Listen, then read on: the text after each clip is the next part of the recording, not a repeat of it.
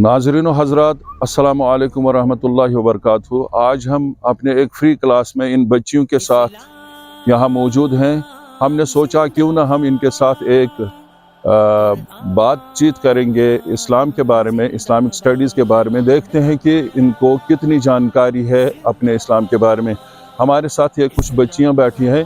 मैं इनसे पूछना चाहूँगा कि आपको नमाज के बारे में या सर मैं क्या ही पूछूंगी। चलिए, अब आपने बोला ही है तो मेरे जहन में एक सवाल आया है जो कि अज़ान के बारे में है। फातिमा, आप मुझे बोल सकती है कि अज़ान किसे कहते हैं? अज़ान हम कह सकते हैं कुछ कलिमात पर मुश्तमिल एक आवाज़ जो मस्जिद में मुसलमानों को नमाज़ पढ़ने के लिए दी जाती है। अब आपने अज़ान का ज़िक्र किया ही है, मैं आपसे और एक सवाल पूछना चाहती हूँ। क्या आप मुझे बता सकती हैं अज़ान देने वाले को क्या कहते हैं? जी, अज़ान देने वाले को मुअज्जिन कहते हैं। अब अज़ान का जिक्र छेड़ ही गया तो हमारे पास एक नन्ना मुअज्जिन है। चलिए उससे अज़ान सुनते हैं। अल्लाहु अकबर, अल्लाहु अकबर, अल्लाहु अकबर, अल्लाहु अकबर।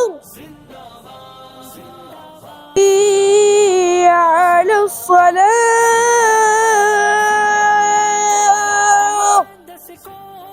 حي على الصلاة،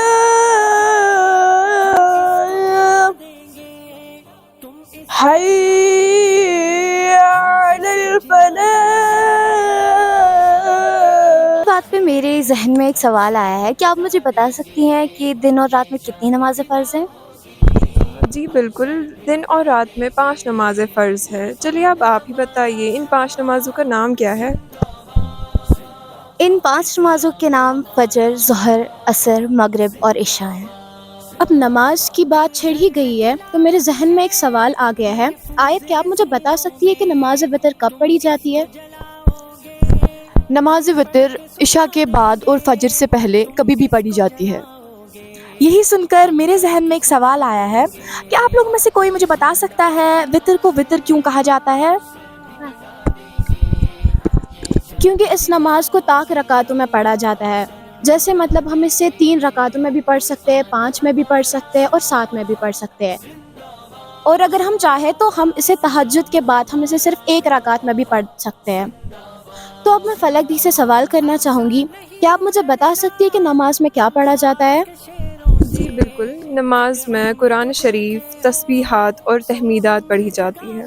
اب میرے من میں بھی ایک سوال آیا ہے کہ آپ مجھے بتائیے رکوع میں کیا پڑھا جاتا ہے؟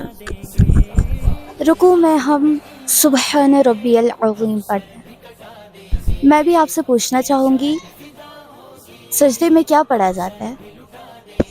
سجدے میں سبحان ربی الاعلی پڑھا جاتا ہے۔ آپ مجھے بتا سکتی ہیں تشہد میں کیا پڑھا جاتا ہے؟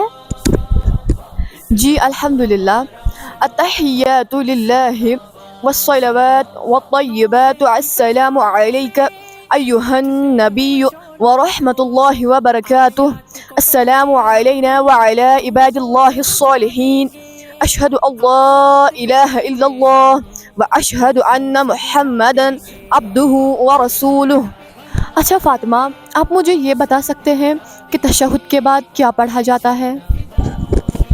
تشہد کے بعد درود ابراہیم پڑھا جاتا ہے۔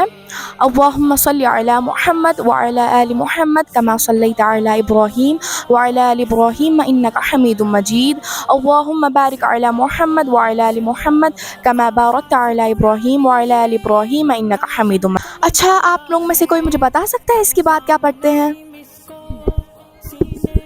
درود ابراہیم کے بعد ہم کوئی بھی دعا پڑھ سکتے ہیں، لیکن اس دعا میں سے سب سے مسنون دعا یہ ہے، اللہم انی ظلمت نفسی ظلما کثیرا ولا یغفر الذنوب الا انت فاغفر لی مغفرۃ وارحمنی انک انت الغفور الرحیم۔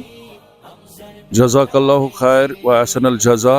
میں ان تمام بچیوں کا شکریہ ادا کرتا ہوں جنہوں نے یہاں یہ محفل بہت ہی خوبصورت بنائی ہے اور اپنی اسلام پسندی کا ثبوت بھی دیا ہے۔ خدا ان کے علم میں برکت عطا کرے۔ وآخر دعوانا الحمدللہ رب العالمین۔